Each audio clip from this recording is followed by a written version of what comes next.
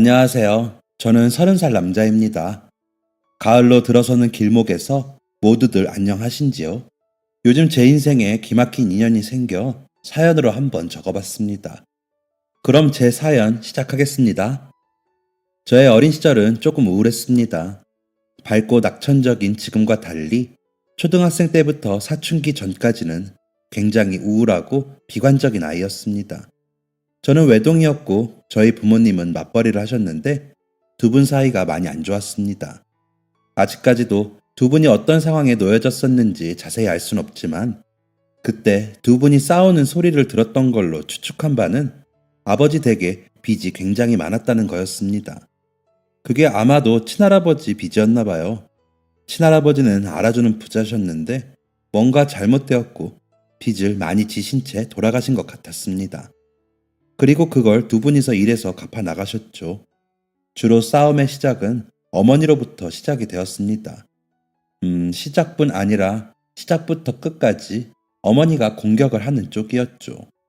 어휴, 지긋지긋해. 내가 이따위로 살려고 결혼한 건지. 짜증나 죽겠어, 진짜. 맨날 일이야. 맨날 일이고 맨날 돈이야. 아버님 빚 아니었어 봐. 내가 이러고 사나, 어? 우리가 이러고 살겠냐고. 빚만 남겨놓고 죽는 게 어딨어? 말도 없이. 안 그래? 안 돌아가셨으면 평생 모르다 우리 정훈이한테까지 빚 물려줄 뻔했잖아. 여보, 그래도 돌아가신 분한테 그렇게 말하면 어떡해. 정훈이도 듣는데. 그러니까 누가 그러고 죽으래? 우리 아버님 빚 아니었으면 이러고 살겠어? 이렇게 구질구질하게 살겠냐고. 내가 진짜 맘 같아선 정훈이 데리고 나가고 싶은데 참고 사는 줄만 알아. 그래, 내가 다 미안해. 미안하면 돈 더 벌어와. 빚 좀 어떻게 해보라고. 머리가 터질 것 같아. 내가 왜 뼈 빠지게 일해서 당신 아버님 빚을 갚아야 하는데? 어? 말해봐. 우리만 노력하는 거 아니잖아. 형도 같이 빚 갚고 있고 형이 우리보다 훨씬 많이 보태고 있어. 아주버님은 결혼도 안 했고 애도 없잖아. 무슨 노친네가 빚을 그렇게 많이 진 건지. 아휴, 내가 승질나서 진짜. 여보, 그만 좀 해.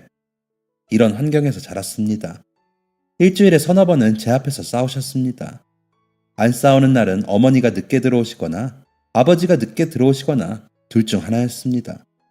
이러니 제가 밝은 아이로 자랄 수 있었겠나요? 매일 두 분이서 짜증내고 소리 지르는 걸 듣고 보니 불행했습니다. 할아버지 돌아가시기 전까지는 이러지 않았는데 바뀌어버린 부모님의 모습에 스트레스를 많이 받았죠.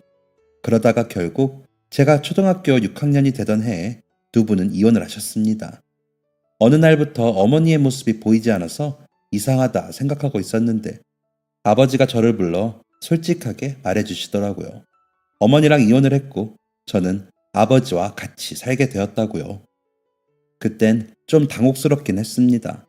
적어도 어머니가 저를 데려가실 줄 알았거든요. 하지만 곧 아무래도 상관없겠다고 생각했습니다.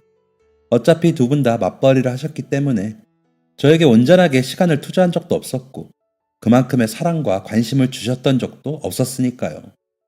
아버지와 둘이 한 달 살았나? 아버지가 갑자기 이사를 가자고 하시더라고요. 이제 곧 중학생이 되는데 뜬금없이 무슨 이사인지 의아했습니다. 알고 보니 아버지가 진급하시면서 지방으로 발령이 났다고 하더라고요. 아버지의 고향 충남 공주였습니다. 아버지가 저를 혼자 키우시기 벅차기도 하고 집 전세금을 빼고 빚을 갚는 데 쓰려고 일부러 그쪽으로 지원을 하신 거였죠. 저희 생활은 충남에 혼자 계시는 할머니 댁에서 하면 되는 거였고요.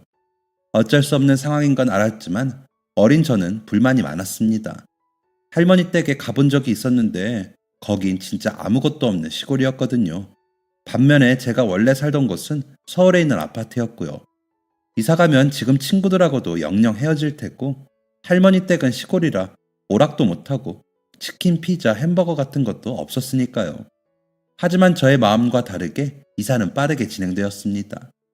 아버지는 가전제품과 가구들을 헐값에 팔았고 트럭 한 대에 옷가지들만 실어서 충남까지 가게 되었죠. 할머니 집이 가까워질수록 한숨만 나왔습니다. 고층 건물과 수많은 간판, 북적대는 사람들의 모습은 점점 사라져갔고 나무, 풀, 꽃, 산, 논, 밭들만 보이기 시작했죠. 대체 이런 곳에서 어떻게 생활을 해야 하는지 의아했습니다. 벌써부터 지긋지긋했죠. 아이고, 우리 강아지 왔냐? 예, 안녕하세요. 두 팔 벌려 저를 반기는 할머니의 눈을 제대로 보지도 않은 채 인사를 했습니다. 예끼 이 녀석, 어른이 말을 하면 눈을 보고 또박또박 큰 소리로 말해야지. 그런데 저희 할머니가 굉장히 무서우시거든요. 무섭기보다는 여장부 같은 느낌이셨습니다. 그때 연세가 거의 칠순이 다 되셨는데도 허리 하나 굽지 않고 아픈 곳 하나 없이 엄청 건강하셨고 그때까지도 농사일을 하셨었거든요. 지금은 너무 자랑스러운 할머니지만 그땐 그런 할머니가 너무 싫었습니다. 할머니의 당연한 꾸짖음이 그때의 저에겐 그저 잔소리로 다가왔으니까요. 그래서 할머니 집에 처음 이사 갔을 때 굉장히 많은 방황을 했습니다. 제가 서울에서 왔다는 이유만으로 저를 시기하고 괴롭히는 애들이랑도 허구한 날 싸워서 아버지가 학교 오시는 날도 있었고 아버지 담배에 손댔다가 할머니한테 걸려서 빗자루로 얻어 터진 적도 있었습니다. 야야 정훈아 너 어찌 그렇게 말을 안 듣냐. 어느 날 할머니랑 저녁밥 먹고 거실에서 수박 먹고 있는데 할머니가 물어보시더라고요. 사춘기 때는 자기 속마음을 솔직하게 말하는 게 낯간지럽고 내키지도 않잖아요. 그래서 그냥 모른다고 하고 넘어가려고 했는데 할머니가 또 무서운 호랑이가 되실까봐 그냥 솔직하게 대답했습니다. 여기가 싫어요. 여기? 할미 집? 네, 할미 집도 싫고 시골도 싫고 그냥 다 싫어요. 왜 싫으냐? 재미없잖아요. 친한 친구들 다 서울에 있어서 여긴 친구도 없고 오락기도 없고 맛있는 치킨이나 피자도 없고 아무것도 없잖아요. 그래서 서울로 가고 싶으냐? 네, 그런데 못 가잖아요. 아빠가 돈 벌어야 하니까. 가면 되지 왜 못 가냐? 나중에 어른 돼서 꼭 가. 이 할미가 보내줄게. 그게 뭐예요? 어른 되면 당연히 갈 수 있죠. 6년 후딱이야. 어른 되기 싫어도 돼야 하고 서울 가기 싫어도 가야 할 날이 올 거다. 할미가 너 서울 가고 싶어 하는 건 6년 뒤에 들어주고 그럼 이제 심심한 게 문제야? 그리고 치킨 먹는 거야? 좋다. 이 할미가 오늘부터 우리 강아지 심심할 틈 없이 놀아줄게. 그땐 그냥 피식 웃음이 나왔습니다. 저랑 50살은 더 차이 나는 할머니가 어떻게 놀아주신다는 건지 말도 안 된다고 생각했거든요. 그런데 정말 다음 날부터 할머니는 저와 본격적으로 놀아주시기 시작했습니다. 학교 끝나고 집에 가니까 따라오라고 하시길래 가보니까 버스 타고 한참 가야 있는 시장이더라고요. 그 시장에 할머니 할아버지들 과자 파는 가게가 있었는데 할머니가 익숙하게 거길 들어가셨습니다. 자, 네가 노래 부르던 오락이야.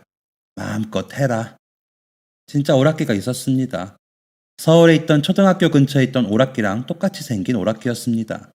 거기 주인 아저씨가 예전에 문방구를 운영하셨었는데 정리하면서 오락기를 가져왔다고 하시더라고요. 할머니께 주인 아저씨가 오락하고 싶으면 언제든 오라고 하셨습니다. 오락을 실컷 한 뒤에 할머니가 저를 데려간 곳은 완구점이었습니다. 시내 쪽에 있는 큰 시장이라서 그런지 장난감이 엄청 많더라고요.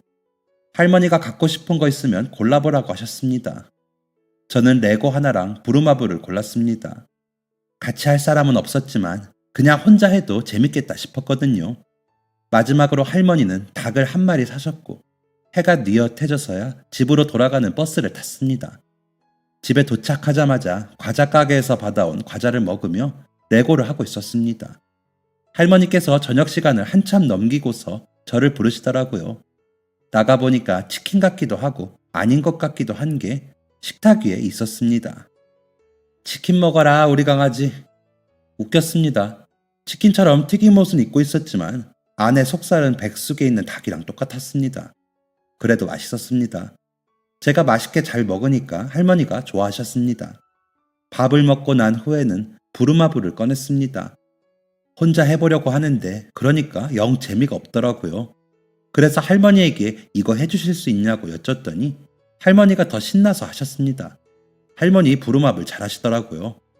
그때부터 저와 할머니는 단짝 친구가 되었습니다. 레고도 같이 해보고 부루마블도 하고 할머니한테 화투도 배우고 알까기도 했습니다. 그러면서 점점 정신을 차린 것 같아요. 내가 이렇게 맨날 짜증만 내면서 살 게 아니구나 하는 생각이 들었습니다.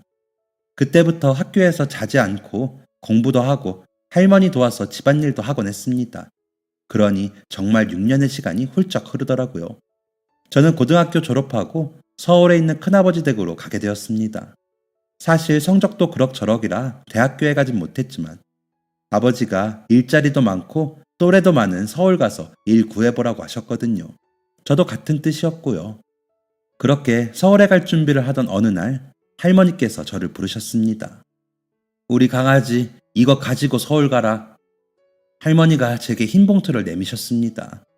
그 안을 열어보니 돈이 들어있더라고요. 그것도 상당히 많은 돈이었습니다. 무려 500만 원이 있었거든요. 할머니, 이게 뭐예요? 네 서울 갈 때 주려고 모았지. 할미가 약속했잖아. 꼭 보내준다고. 다 죽은 양반빚 갚느라 요만큼밖에 못 모았다. 저희 할아버지 빚을 저 고등학교 들어갈 때 다 갚았거든요. 큰아버지가 버신 돈, 제 아버지가 버신 돈, 집 전세금, 그리고 할머니가 농사 지으신 돈 조금까지 해서 기적적으로 다 갚았죠. 그런데 그걸 다 갚고 할머니가 저를 위해 돈을 모으셨던 겁니다. 아이 됐어요. 저는 몸뚱이만 가도 돼요. 할머니 이거 쓰세요. 나는 또 네 아범한테 생활비 타면 된다. 늙어서 돈 쓸 데가 어디 있다고. 가져가라 우리 정훈이. 그때 할머니 안고 울었습니다. 6년 동안 제 가장 친한 친구이자 소중한 할머니를 두고 갈 생각에 마음이 편하지 않았지만 아버지가 할머니 잘 모실 테니 종종 내려오라고 하셨죠. 그렇게 저는 다시 서울로 가게 되었습니다. 혼자 사는 큰아버지 댁 빈방 하나에 들어가 살기 시작했습니다. 처음엔 큰아버지가 일하시는 회사에 직원 구할 때까지 알바할 사람이 필요하돼서 몇 달 거기서 일을 했습니다. 그 일 끝난 후에는 패스트푸드점 알바를 했습니다. 알바였지만 주 5일 근무에 일하는 시간도 길어서 웬만한 직장인 월급만큼 벌었습니다. 그땐 그냥 다양한 경험을 해보고 싶더라고요. 고작 20살이었고 급하게 돈을 모아야 하는 상황도 아니었고 어떤 목표가 있는 게 아니었기 때문에 그땐 그냥 서울 이곳저곳 많이 돌아다니고 옛 친구들도 만나보면서 자기 개발을 하고 싶었습니다. 그렇게 패스트푸드점에서 2년 정도 일하다가 군대에 갔습니다. 그런데 군대에서 한 선임을 만나게 되었는데 군대에서 보기 힘든 착한 선임이었습니다. 다른 선임들은 맨날 욕하고 때리고 걸핏하면 얼차려시키기 바빴거든요. 그런데 그 선임은 후임을 데리고 PX도 가주고 주말에 다른 선임들 없을 때는 TV도 보고 싶은 거 보게 해주는 진짜 좋은 사람이었습니다. 그런데 알고 보니까 서울 사람이더라고요. 집도 저희 큰아버지 댁에서 멀지 않았고요. 그 선임이 제대할 때 나중에 밖에서 한잔 하자면서 번호 알려주고 갔습니다. 그리고 1년 뒤 저도 제대를 했고 어느 날 문득 그 선임 생각나서 연락을 해봤습니다. 그렇게 2년이 닿았고 어쩌다 보니 그 선임이 일자리까지 소개해 주었습니다. 그 선임이 일하고 있던 작은 회사였는데 그 선임은 원래 기계 만지던 사람이라 기술적으로 사람 구하는 곳은 영업부라고 하더라고요. 대학교 안 나온 사람들도 영업부에서 월급 잘 받는 것 같다며 하는 일 없으면 해보라고 하더라고요. 그렇게 저는 첫 직장을 다니게 되었습니다. 회사 다녀본 적 없는 저는 회사에 대한 로망이 가득했습니다. 매일 폼나는 정장을 입고 출근을 할 것 같고 컴퓨터로 바쁘게 일하며 쓴 커피를 먹는 그런 로망이요. 특히나 영업부는 막 외국어도 하면서 거래처랑 통화하고 거래처 가서 멋지게 PPT 발표도 하고 그러는 줄 알았습니다. 물론 현실은 완전 딴판이었죠. 영업부에 있는 직원은 저까지 총 4명이었습니다. 모두 남자였는데 매일 아침 피곤에 쩔어서 출근한 그 사람들은 정말 하루도 빠짐없이 술 냄새가 났습니다. 이렇게 취해서 회사 일을 어떻게 하나 싶었는데 출근하면 술 깨는 약을 먹고 점심에 해장국을 먹으며 일을 하더라고요. 그냥 술을 안 먹으면 되는 거 아닌가 의아했는데 저의 궁금증은 출근한 지 일주일 만에 해결되었습니다. 신입, 이제 회사 적응 좀 했으니까 미팅 나가야지. 예, 알겠습니다. 영업부 특성상 외근이 엄청 많더라고요. 아예 출근하기 전에 거래처나 공장에 다녀오는 일도 있었고 대부분은 일하다가 거래처 나가고 퇴근하는 경우였습니다. 그동안 저 빼고 셋만 미팅에 나갔다가 퇴근을 했는데 드디어 저도 그 자리에 낄 수 있는 것이었습니다. 이게 바로 조기 퇴근이구나 하며 좋아하면서 나가는데 대리님이 약을 주더라고요. 이게 뭐예요? 숙취약이야. 좀 이따 먹어. 남은 건 내일 아침에 먹고. 이게 뭔가 싶었습니다. 설마 이 사람들 농땡이 피우고 대낮부터 술을 먹으려나 했는데 저희가 도착한 목적지는 거래처가 맞았습니다. 굵직한 거래처니까 정신 바짝 차리라고 대리님이 말하길래 긴장을 하고 있었죠. 거래처 들어가서 회의를 하는데 거기까지는 엄청 멋있었습니다. 1시간 정도 회의하니까 슬슬 정리되는 분위기더라고요. 드디어 퇴근인가 했는데 집은 무슨, 저희는 술집으로 갔습니다. 그리고 곧 방금 회의를 했던 거래처 사람들이 왔죠. 대리님, 이게 뭐죠? 뭐? 뭐가 뭐냐는 거야? 우리 오늘 꼭 이 건 따내야 한다. 약 먹었지? 정신 똑바로 차려.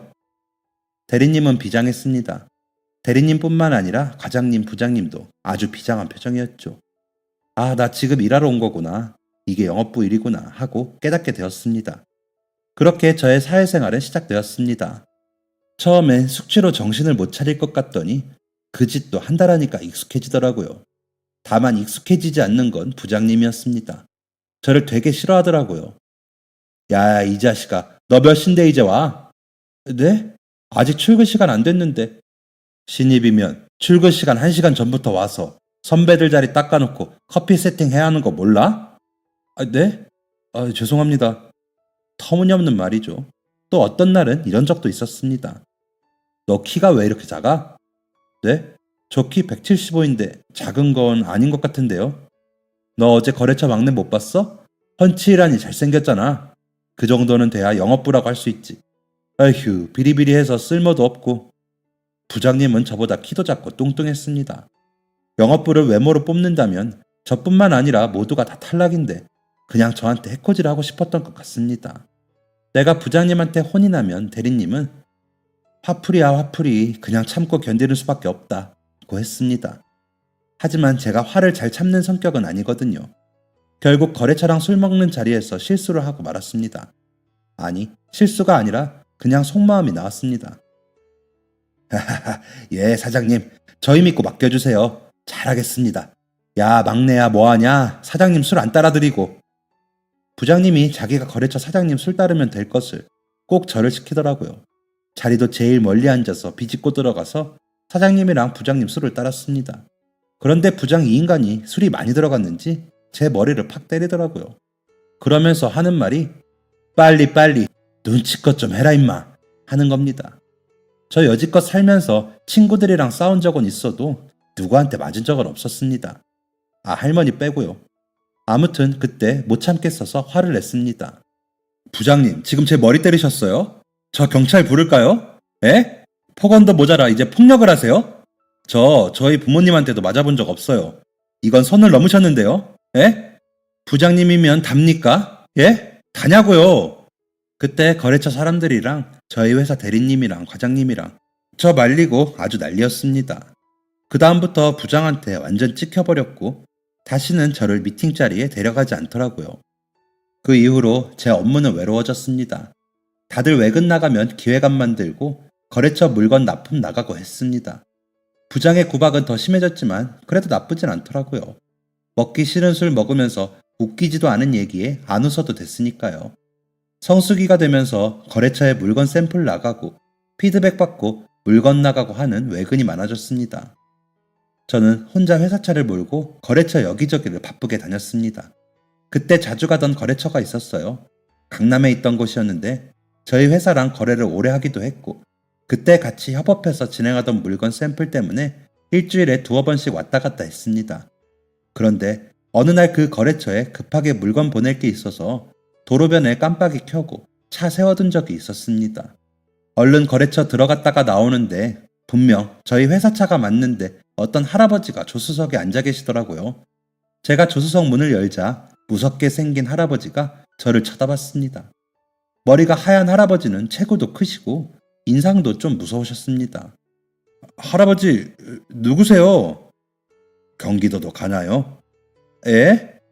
서울 택시는 경기도 안 가나? 네? 경기도요, 경기도.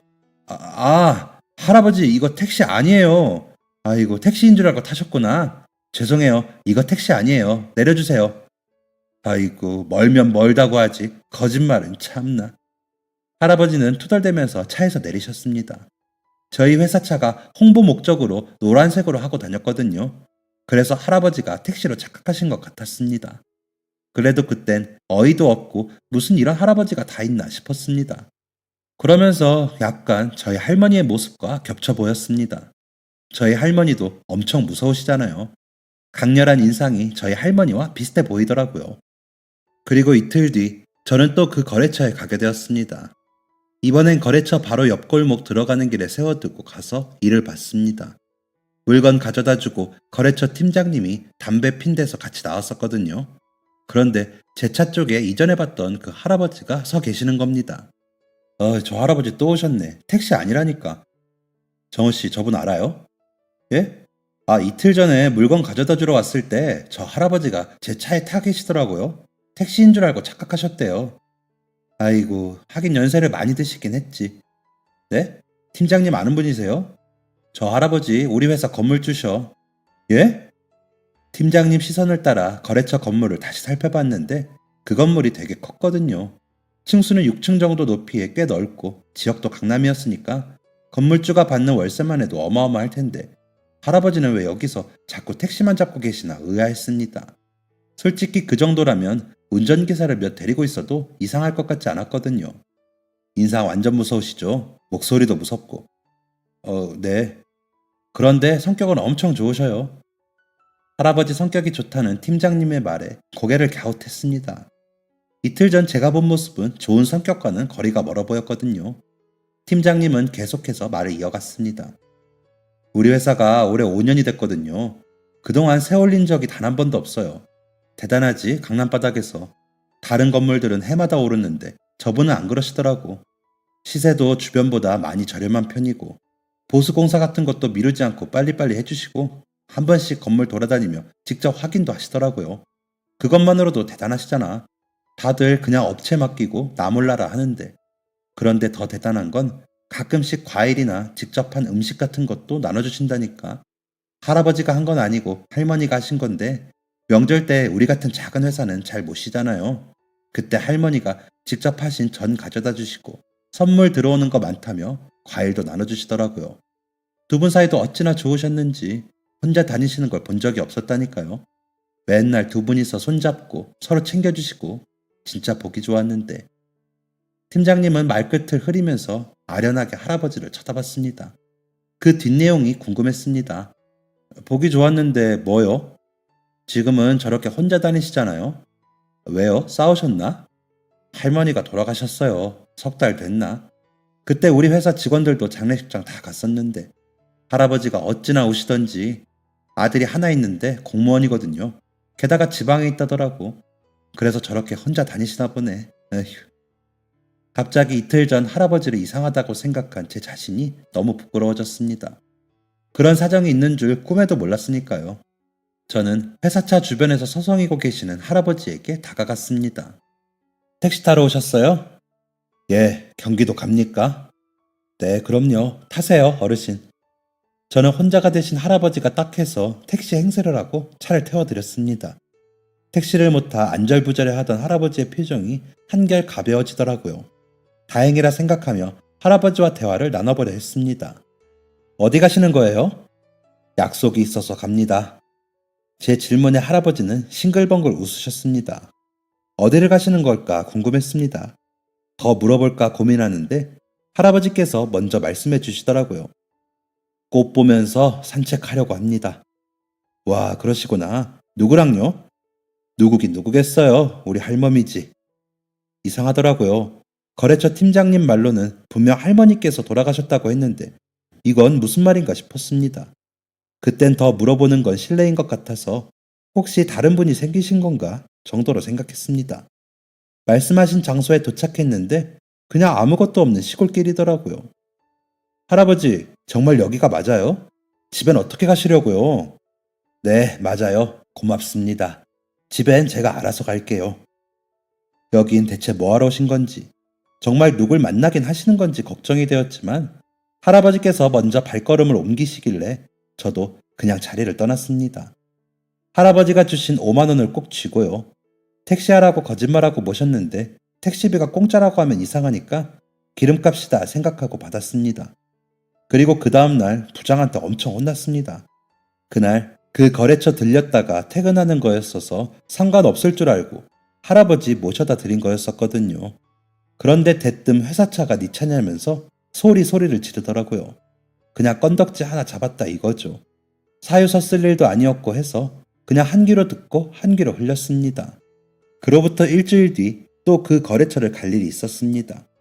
거래처에 물건 가져다 주고 샘플 피드백 받아서 나오는데 아니나 다를까 또 그 할아버지가 계시더라고요. 할아버지 안녕하세요. 아, 예. 지금 타도 되나? 예, 그럼요. 그날도 바로 퇴근 예정이었던지라 할아버지를 한 번 더 모셔다 드리기로 했습니다. 여기 건물에 뭔 볼일이 있었나 봐요. 지난번에도 저기서 나오던데 할아버지가 제가 나온 거래처를 가리키며 물어보셨습니다. 아, 네네. 잠깐 일이 있어서요. 나는 저 건물 뒤에 살아요. 그래서 저 건물이 아주 골치야. 창문을 딱 가려서 뭐 도통 보이지도 않고 민원을 넣어보던가 해야겠어요. 이게 무슨 말인가 싶었습니다. 지금 농담을 하시는 건가? 그 건물이 바로 할아버지 본인의 건물이면서 민원을 넣는다니. 이때부터 뭔가 이상하다고 확실히 느껴졌습니다. 할아버지, 오늘도 할머니 만나러 가세요? 아이고, 그럼요. 우린 맨날 붙어 다녀요. 1980년도에 결혼하고 떨어진 적이 없어. 아, 그러시구나. 오늘은 어디 가세요? 오늘은 냉면 먹으러 가요. 우리 할머니 냉면을 엄청 좋아하거든. 확실히 이상했습니다. 할아버지께 다른 분이 생기신 게 아니었습니다. 석 달 전에 돌아가셨다던 바로 그 할머니를 만나러 가신다는 거였습니다. 소름이 끼치는 것도 잠시 혹시 할아버지가 치매가 아니실까 하는 생각이 들더라고요. 곧 할아버지가 하시는 말씀에 저는 할아버지가 치매에 걸리셨다는 걸 확신할 수 있었습니다. 얼마 전에 월드컵을 했잖아요. 나도 한때 축구를 참 잘했는데 말이야. 월드컵이요? 예, 설마 안 봤어요? 이번에 우리나라가 처음으로 4강까지 올라갔다는데 어이구야, 젊은 사람이 그럼 안 되지. 2002년 월드컵을 말씀하시더라고요. 할아버지는 과거에 살고 계셨습니다. 치매인 게 확실해지자 어떻게 해야 하나 고민이 되었습니다. 듣기로는 아들도 지방에 있다고 하고 이렇게 혼자 다니시는 거 보면 다른 가족분도 안 계시는 것 같은데 진짜 괜찮으신 건가 싶더라고요. 그렇게 고민을 하다 보니 어느새 목적지에 도착을 했습니다. 할아버지께서 주섬주섬 5만 원을 꺼내시고 내리려고 하시더라고요. 할아버지, 집엔 어떻게 가세요? 저 나가서 택시 타면 돼요. 택시 많아요. 괜찮으시면 할머니랑 식사하시고 제가 댁까지 모셔다 드릴까요? 아이고, 아니에요. 괜찮습니다. 할아버지는 그대로 그냥 돌아가셨습니다. 그런데 아무래도 걱정이 되더라고요. 그래서 할아버지를 내려드렸던 그 자리에서 무작정 기다리기로 했습니다. 여기 뭐 아무것도 없는 시골인데 금방 오시겠지 싶었습니다. 그렇게 10분, 30분, 1시간이 지나도록 안 오시더라고요. 혹시 다른 길이 있는 건가? 아니면 다른 분을 만나러 가셨나 하고 그냥 돌아가려고 하는데 1시간 반이 되어서야 저 멀리 걸어오시는 게 보였습니다. 다행이다 싶었습니다. 무슨 일이 생기신 건 아닐까 걱정도 되었거든요. 아이고, 기사 양반, 나 기다린 거예요? 아니요, 지나가는 길이었는데 할아버지가 보이길래 멈춰 있었죠. 댁에 가시는 거죠. 타세요. 제가 모셔다 드릴게요. 아이고, 잘 됐네요. 예, 갑시다. 거래처 회사 뒤에 있는 할아버지 댁까지 모셔다 드리고 마음이 무거웠습니다. 혹시 아들 말고 다른 자녀가 있을까 싶어 여쭤보니 아무도 안 계신다고 하시더라고요. 댁에 할머님이랑 두 분이서만 사신다고. 이렇게 계셔도 괜찮은 건지 걱정이 되었습니다. 결국 저는 다음날 다시 그 거래처를 찾았습니다. 정확하게는 할아버지를 찾아간 거였죠. 비슷한 시간에 맞춰 그곳에 가보니까 역시나 할아버지가 택시를 잡고 계셨습니다. 저는 그날도 택시기사 행세를 하면서 할아버지를 모셔다 드렸죠. 이번에는 할아버지가 아드님 얘기를 하시더라고요. 초등학생 아들이 교회 수련회를 갔다면서요. 마음이 착잡했습니다. 이 상황을 내가 어떻게 해결하면 좋을까 고민하다가 또 다음날 저는 이번엔 거래처에 찾아가기로 했습니다. 용무는 없었고 제 목적은 팀장님이었죠. 저는 팀장님에게 그간 있었던 일을 말하고 할아버지의 상황을 말씀드렸습니다. 팀장님도 놀란 것 같더라고요. 어쩐지 할머님 돌아가시고 통 안 나오시더니 마음의 병이 크셨나 보네. 어떻게 하면 좋을까요? 보호자가 있어야 할 것 같은데. 아, 잠시만 있어봐요. 장례식 때 아들이라는 분 명함을 받았던 것 같거든요. 잠시 뒤 팀장님은 명함 하나를 가져다 주셨습니다. 할아버지의 아드님 명함이었습니다. 저는 곧장 전화를 걸었습니다. 처음엔 의심을 하더니 그 다음엔 당황을 했고 또 그 다음엔 눈물을 흘렸습니다. 전화로 우는 소리가 또렷하게 들리더라고요. 괜히 제가 죄송하고 그랬습니다. 알려주셔서 정말 감사합니다. 제가 지금 당장은 갈 수가 없어서 주말에 올라가 봐야 할 것 같네요. 아버지껜 제가 연락드리겠습니다. 정말 감사해요. 네, 그럼. 아들이라는 사람과 긴 통화를 했습니다. 알고 보니까 그분은 지방에서 공무원으로 일하시면서 결혼까지 하셨더라고요. 어린 자녀도 있어서 쉽게 못 올라오는 상황인 것 같았습니다. 걱정이 되었지만 진짜 걱정해야 할 건 제 상황이었습니다. 제가 할아버지 상황에 정신이 팔려 깜빡한 것이 있었습니다. 바로 제 일이었죠. 제가 그 3일 동안 다른 일은 다 했는데 거래처 한 군데를 깜빡하고 안 들른 겁니다. 그런데 하필 그 거래처가 굉장히 중요한 거래처였습니다.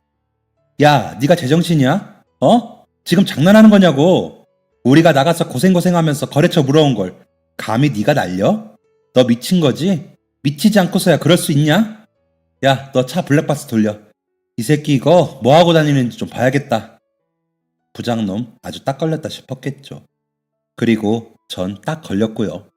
어쨌든 업무 시간에 업무 외에 개인 용무 보고 회사 사람이 아닌 사람을 차에 태운 건 맞으니까요. 지독한 부장놈이 위에다 얘기하면서 이럴 수가 있는 거냐고. 이건 회사 얼굴에 먹칠을 하는 거라고 있는 말 없는 말 가져다 대면서 저를 해고시켰습니다. 속상했습니다. 제 잘못은 맞지만 첫 직장이었는데 많이 아쉽더라고요. 그래도 그땐 할아버지 걱정이 더 컸습니다. 괜찮으신 건지 혼자 식사나 하시는 건지 자꾸 신경이 쓰였죠. 그래서 회사 잘린 다음에도 그 거래처 쪽을 가봤습니다. 할아버지가 항상 택시를 타던 그 시간에 말이죠. 할아버지는 그곳에 계셨습니다. 한참 두리번거리시더니 저를 보고 환하게 웃으시더라고요. 저를 기억하고 계셨구나 하는 감동에 코끝이 찡해졌습니다. 할아버지, 오늘도 할머니 만나러 가시는 거예요? 네. 그런데 오늘은 택시가 안 보이네요. 아, 그게 회사에서 잘렸거든요. 아이고야. 괜찮아요. 일자리야 또 구하면 되죠. 오늘 나랑 우리 할머니랑 같이 놀러 갈래요? 네, 갈래요. 잘 알지도 못하는 치매 걸리신 할아버지를 따라간다는 게 말이 안 될 수 있지만 솔직히 좀 궁금했습니다. 할아버지는 그곳에서 맨날 뭘 하셨던 걸까? 정말 할머니가 계시긴 한 걸까? 하고요. 저는 할아버지와 함께 진짜 택시를 타고 목적지로 향했습니다. 할아버지는 택시에서 할머니와 있었던 일들을 얘기해 주셨습니다.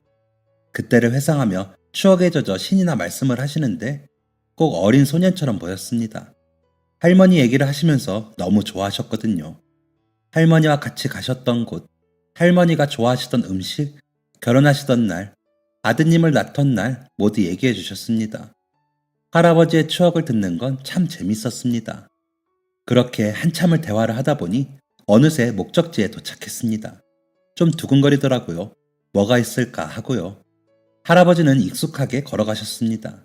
저는 그 뒤를 졸졸 쫓아갔고요. 한 15분쯤 걸었을까? 저희가 도착한 곳은 전혀 예상치 못한 곳이었습니다. 바로 무덤이었습니다. 돌아가신 할머니의 무덤이었죠. 상상도 못했습니다. 할아버지는 무릎을 굽혀 무덤을 쓰다듬으셨습니다. 마치 할머니를 쓰다듬듯이 아주 부드럽게요. 할멈, 나왔어. 오늘은 혼자가 아니야. 여기 인사해. 나 여기 데려다 주던 기사 양반. 젊은 사람 보니까 좋지? 오늘 좀 어땠어? 이제 날이 추워지는 것 같은데 할멈은 춥지 않고? 할아버지는 무덤에 기대어 혼잣말을 하셨습니다. 정말 할머니와 대화하듯 아주 편안하게 말이죠. 할아버지와 조금 떨어져 앉아서 눈물을 훔쳤습니다. 얼마나 괴롭고 외로우실까 그 마음이 감히 짐작되지 않았습니다. 그렇게 1시간 동안 할아버지는 할머니에게 말을 거시기도 하고 근황을 얘기하시기도 하고 가끔은 가만히 풍경을 바라보면서 할머니와 함께 시간을 보내셨습니다. 그렇게 짧은 만남이 끝나면 다시 집으로 가셨던 거죠. 그 다음 날은 주말이었습니다. 할아버지의 아드님이 올라오는 날이었죠. 괜히 제가 다 떨려서 아침 일찍부터 일어나서 핸드폰만 만지작거리고 있었는데 오후쯤 되어서 그 아들한테 전화가 왔습니다. 만날 수 있냐고 해서 바로 나갔죠. 할아버지의 아들은 할아버지처럼 무섭게 생겼지만 착하고 예의 바른 분이었습니다. 정말 감사합니다. 덕분에 아버지가 아프신 걸 알았어요. 오늘 병원에 잘 다녀왔고 저희 가족 지방생활 정리되는 대로 아버지랑 같이 살려고 합니다. 아, 그러시구나. 병원에서는 뭐라던가요? 치매 맞다고 하네요. 아, 네, 그렇군요. 뭐라고 말씀을 드려야 할지. 연세도 많으시고 원래 잘 깜빡깜빡 하시는 분이라 괜찮습니다. 그래도 정말 선생님 아니었으면 큰일 날 뻔했습니다. 계속 몰랐다면 위험한 일이 생겼을 수도 있었어요. 아이고, 아니에요. 선생님이라니 말씀 낮추세요. 저희 아버지를 도와주셨는데 어떻게 그래요? 제가 어떻게든 보상해드리고 싶은데. 네? 아니에요. 그냥 저희 할머니 생각나서 도와드린 건데 보상은요. 진짜 괜찮습니다. 진짜요. 제가 괜찮다고 계속 말했는데도 불구하고 며칠 뒤 아들이라는 분한테 전화가 왔습니다. 또 만나자고 하더라고요. 이번엔 무슨 일인가 싶어서 나갔는데 갑자기 차키를 주는 겁니다. 이게 뭐죠? 차키입니다. 네, 그러니까 이걸 왜 주세요? 저희 아버지 때문에 회사에서 나오게 되셨잖아요. 이건 마땅한 도리라고 생각했습니다. 제가 그 아들분께 상황 설명 드릴 때 회사 차로 할머님 무덤 갔다고 했거든요. 그러다가 사정이 생겨서 회사에서 잘렸고 그 다음엔 할머니 무덤에 같이 갔다고도 했고요. 할아버지 탓 아니고 제가 깜빡해서 실수한 건데 그 아들분은 어떻게 아시고 할아버지 때문 아니냐며 느닷없이 차를 주는 겁니다. 아유, 저 이거 절대 못 받아요. 제가 이걸 왜 받나요? 이건 아닌 것 같습니다. 야, 이건 진짜 아니에요. 선생님 드리려고 산 차예요. 그러니까 선생님이 가지셔야죠. 저희 아버지 돌봐주시고 아프신 거 봐주셨는데 이 정도는 당연한 겁니다. 네? 아닌 것 같은데요. 그리고 또 하나 더 있습니다. 뭐가 더 있어요? 저희 아버지가 소유하고 계신 건물 있잖아요. 거기에 지금 임대 내놓은 곳이 있는데 거기 자유롭게 사용해 주세요. 네? 원래 식당을 하던 곳이었는데 거기 사장님들께서 잘 돼서 확장 이전하시면서 나가셨거든요. 권리금은 저희가 그쪽 사장님들께 지불하겠습니다. 리모델링만 조금 해서 당장 가게로 사용하셔도 문제 없으실 거예요. 아니, 왜 이렇게까지? 제가 외동아들이에요.